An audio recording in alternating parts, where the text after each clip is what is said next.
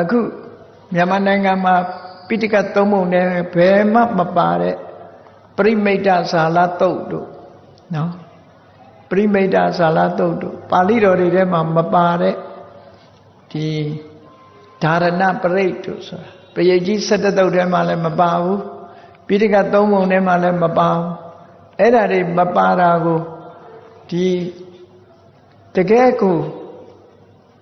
သာသနာတော်မှာဗဟုဌာနလို့ပြောရမယ်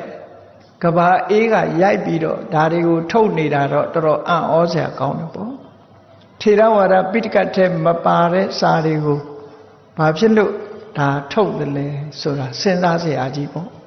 ပရိမိတ်တဇာလသုတ်ဆိုတာဘယ်ပိဋကတ်ထဲမှာလည်းမပါဘူးဓာရဏပရိတ်ဆိုတာဟာတချို့စာပိုက်ကလေးတွေကဝိပင်္ဂမူလတိကာမှာအဝိနိကဂုံတော်အနေနဲ့မြတ်စွာဘုရားရဲ့အထာရတဓမ္မ18ပါးသောတရားဆိုတဲ့အရည်ချင်းဆိုတာနဲ့တော့ပါတယ်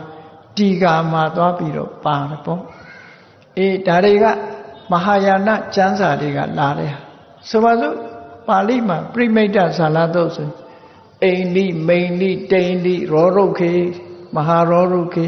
ဆိုတဲ့စကားလုံးတွေဟာပါဠိစာပေမှာအလွန်ရှားပါတဲ့စကားလုံးတွေပဲဖြစ်နေတယ်ပေါ့ဒါတွေကိုထေရဝါဒနိုင်ငံမှာဘာဖြစ်လို့ကဘာအေးလိုနေရာကနေထုတ်ပြီးတော့နေရတယ်လဲဆိုတာဟာစဉ်းစားစရာကြီးပေါ့တကယ်ကတော့ပိဋကတ်သုံးပုံထဲမှာပါတဲ့စာမျိုးကိုသာလေမြန်မာနိုင်ငံမှာထုတ်သင့်တာပိဋကတ်သုံးပုံထဲမပါတာကိုအလေးပေးပြီးတော့မထုတ်သင့်ဘူးထေရဝါဒပိဋကတ်မှာရှိတဲ့စာပေမျိုးကိုသာလေကျမ်းညွှန်းနဲ့ကျမ်းကိုနဲ့ဒီလိုထုတ်သင့်တာ